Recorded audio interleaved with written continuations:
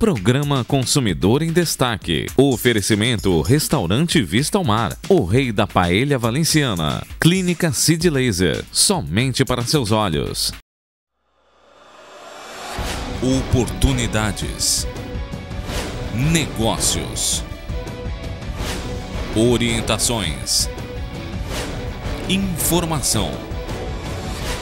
Cultura. Benefício. Variedades. Programa Consumidor em Destaque. Vocês vão conhecer hoje a origem do jiu-jitsu. Ao meu lado encontra o mestre Elcio Figueiredo, que é faixa preta e 7º grau nesse tipo de arte marcial.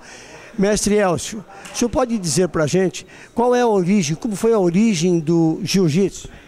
O jiu-jitsu foi uma arte marcial criada na Índia e ela tinha por objetivo que os monges budistas que praticavam, nas suas peregrinações religiosas pelas estradas, eles se defendiam dos salteadores usando o jiu-jitsu como arma.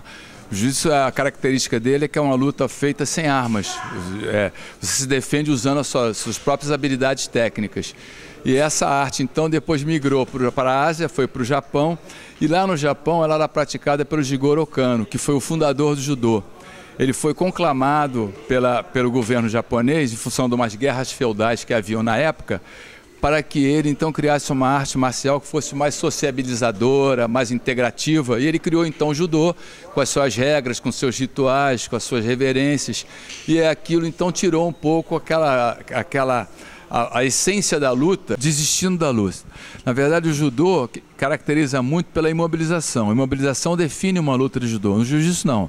O que define a luta é a finalização. É uma chave de braço, estrangulamento, chave de joelho, que é o leg lock, chave de pé. Enfim, essas variações enormes de finalização é que determina o vencedor da luta. O jiu-jitsu é praticado, na verdade, sem se pegar. O jiu-jitsu esportivo você usa o kimono, mas hoje, por exemplo, está em evidência o MMA, que veio do Vale Tudo, que lutam de calção. E o jiu-jitsu ele passou a se destacar mais porque a parte de defesa pessoal do jiu-jitsu não é feita de kimono. Ou seja, você não pega em pano, você tem que pegar na própria pessoa. E é assim que você se defende das agruras do dia a dia no meio da rua. Se alguém for te molestar, um trombadinho, um assalto ou coisa que valha, você não tem pano para pegar. E assim é que as coisas, assim que surgiu o jiu-jitsu. E quem mudou assim um pouco o estilo dessa arte marcial aqui no Brasil? Olha, quem mudou foi a família Gracie, né? Porque numa missão do governo japonês, eles foram, o Conde Koma, que era um praticante também de jiu-jitsu e era aluno do Jigoro Kano, ele foi, numa missão do governo japonês, foi para o Pará, se estabeleceu no Pará. E lá ele conheceu a família Gracie. A família Gracie é paraense. E lá ensinou a arte marcial para o Carlos Gracie e para o seu Hélio Gracie. Os dois irmãos da família Gracie. Tem mais, tem o seu Gastão Gracie, que eu não conheci, mas o seu Hélio e o Carlos eu conheci bem. E eles, então, quando eles foram para o sul, migraram para o sul, se radicaram no Rio de Janeiro. E lá, então, eles ensinaram a arte marcial, difundiram ali a arte marcial no Rio de Janeiro. Por isso que ela foi muito praticada só no Rio de Janeiro inicialmente. Mas quando ela eclodiu, foi com o Vale Tudo de Ultimate Fight de 1993, ela eclodiu para o mundo. Quer dizer, não foi nem só no Rio de Janeiro, do Rio de Janeiro para o Brasil e para o mundo. E aí a demanda foi muito grande, a arte cresceu e virou uma arte muito praticada, porque o Vale Tudo, que é o Ultimate Fight, foi criado pelo Rorion Gracie com a finalidade de ver qual era a arte marcial mais efetiva, mais importante. E eram 8 lutadores divididos em 2 chaves de 4, cada um representando uma arte marcial. Na época era só isso, em 93. E o jiu-jitsu foi o que ganhou os 5 primeiros Ultimate Fights. Ganhou 3, o Royce ganhou os 3, depois parece que empatou uma super fight que eles fizeram depois, e ali o jiu-jitsu cresceu para o mundo, eclodiu para o mundo a partir dali. E vieram, hoje nós estamos no Ultimate Fight, que o Rorion passou os direitos do Ultimate para o Dan White, e hoje nós estamos no número 134, se não me engano, 135. E mudou muito, a abordagem da luta hoje mudou muito. O cara vai praticar o MMA hoje, que deixou de ser vale tudo e passou a ser MMA, que significa Mixed Martial Arts, passou a ser uma atividade muito mais completa, porque não é só defendendo uma arte marcial. Eu acho que para praticar o MMA, a pessoa tem que dominar pelo menos umas 3 artes marciais. O senhor havia me falado aqui em off que já lutou com um dos filhos do Gracie. Qual foi dele? Na verdade eu vim do judô. Eu comecei a treinar judô em 62, fui treinando até 67, 68, que eu disputei um eliminatório pan-americano, e depois senti que havia necessidade de melhorar minha luta de chão, que era fraca. E então fui procurar a família Gracie. Treinei inicialmente com Rollins Gracie, que se acidentou no acidente de asa e faleceu em 82, dia 6 de junho de 82. E ali eu fiquei treinando com a família Gracie a partir dali e nunca mais me afastei. Comecei com o Rollins, depois treinei com o Rickson Gracie, que hoje é um ícone do jiu-jitsu, realmente foi um grande campeão de jiu-jitsu. E treinei muito com o Carson Gracie também, que faleceu há 2 anos, foi quem me deu faixa preta.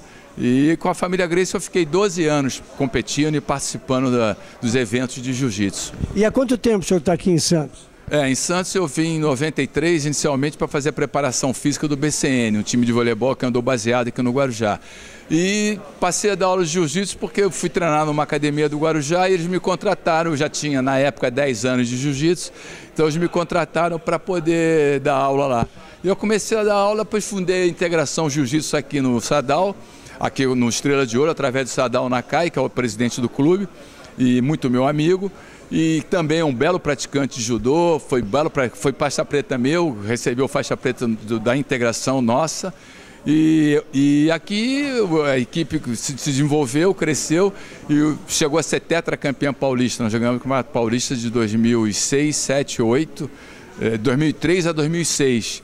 E se tornou uma equipe tradicional no estado de São Paulo. Qual a preparação física que um aluno de jiu-jitsu precisa ter?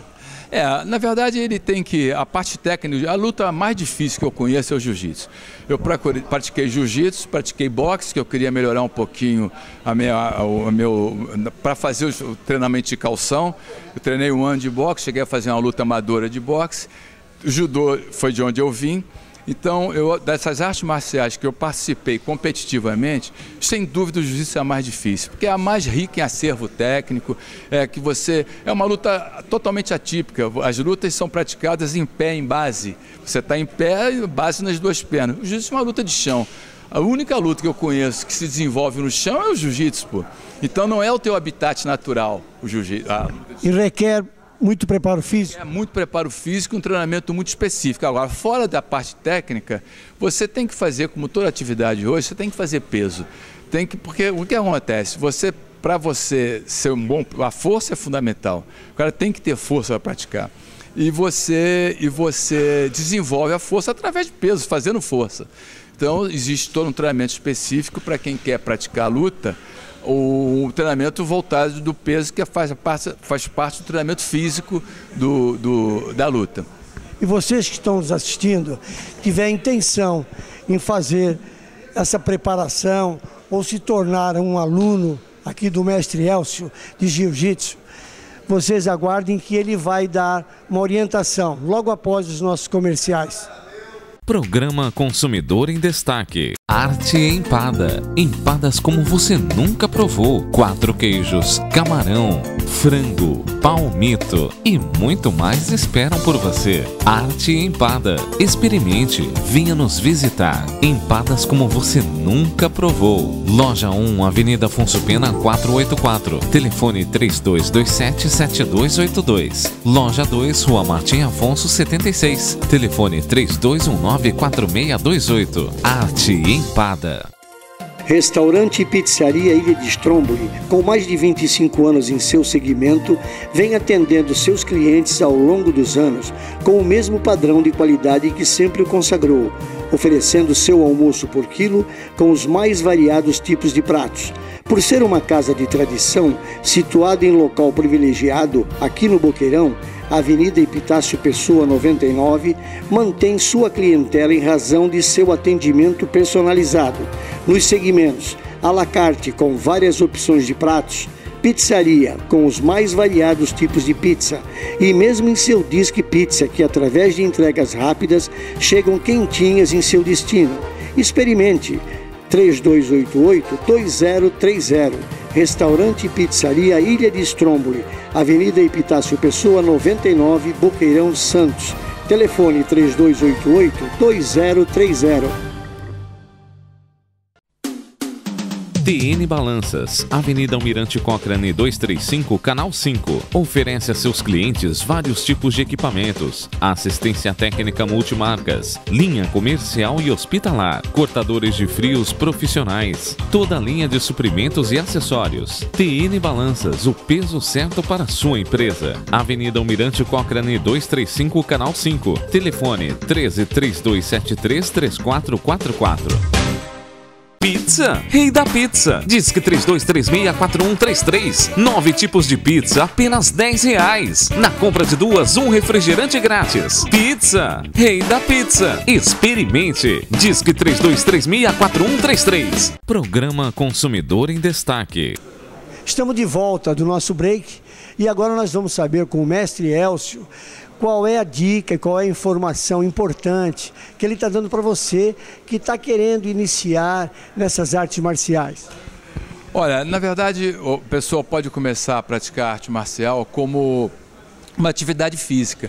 Ele tem simpatia por luta, uma atividade que está divulgada, surge um grande campeão, aquilo vira, na verdade, vira um foco de atração. E ele começa a atividade, ele pode começar e vai se desenvolvendo. À medida que ele vai gostando, ele pode cada vez treinando mais, se identificando mais com a atividade ou não. Muitas vezes ele desiste e parte para outra. Mas a verdade é que ele, desde que ele se sinta motivado em começar, qualquer atividade, em qualquer idade, ele pode praticar. Não existe limite de idade. Ele pode começar a fazer jiu-jitsu, judô, taekwondo, karatê, enfim, qualquer arte marcial ele pode começar, desde que, na verdade, ele tenha condições físicas, né? Aprovação médica, diante de um exame médico, saber se ele tem condições. Não é uma coisa muito intensa, né? Nem pode ser. Quem começa tem que começar com uma progressão gradativa de intensidade. Mas ele pode treinar ad eterno. Eu treinava no Rio com um senhor de 84 anos. Treinei com o seu Hélio Gracie, ele com 72. Evidentemente que já tinha um grande lastro, já tinha uma base excepcional, já era um campeão, como ele sempre foi. Ele na verdade, foi o grande introdutor de jiu-jitsu no Brasil, mas ele com 72 e eu com 35 treinava com ele.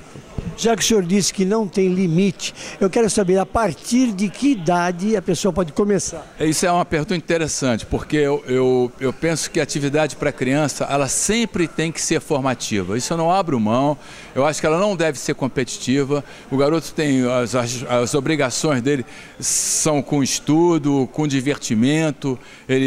O esporte para ele tem que ser um motivo de lazer. Então eu acho que a atividade tem que ser conduzida de uma forma lúdica, que ele se desenvolva, se forme integralmente, mas sempre de uma maneira não competitiva no início. Eu acho que a competição vai fluir na medida que ele mesmo mostra interesse. Eu aqui observei que meus garotos que competem, eles estão na faixa de 13, 14 anos, quando começam a mostrar interesse pelo lado competitivo. E a gente vai, a partir daí, já pode ir introduzindo infanto B, ele começa junto com os garotos da idade dele e a progressão é feita naturalmente. Eu acho que antes disso, sou totalmente contra a competição para criança, porque eu acho que não traz benefício nenhum, estressa muito o garoto, ele não está preparado para isso ainda, ele quer muito mais brincar. Eu já vi isso muito na minha vida. Eu fui preparador físico de nadadores, dei aula de judô, dou aula de jiu-jitsu, então vi que garotos que foram introduzidos na vida esportiva competitiva antes disso não foram felizes, não progrediram, saturaram da atividade. Na verdade, aquilo realiza muito mais um interesse do pai, que vê no filho aquele que ele gostaria de ter sido e não foi. Então insiste muito, o filho muitas vezes, eu conheci um caso de um rapaz que treinava judô por indução do pai, e quando ele passou a faixa preta, ele pegou a faixa preta e deu para o pai de presente e nunca mais botou um kimono. Então eu acho que a criança tem que ser tratada como criança e não como adulto, competitivamente, claro. Então a minha orientação é sempre: põe os seus filhos para fazer atividade formativa. Competitiva virá com o tempo. Mestre Elcio, muito obrigado pela sua presença em nosso programa e até a próxima oportunidade. Programa Consumidor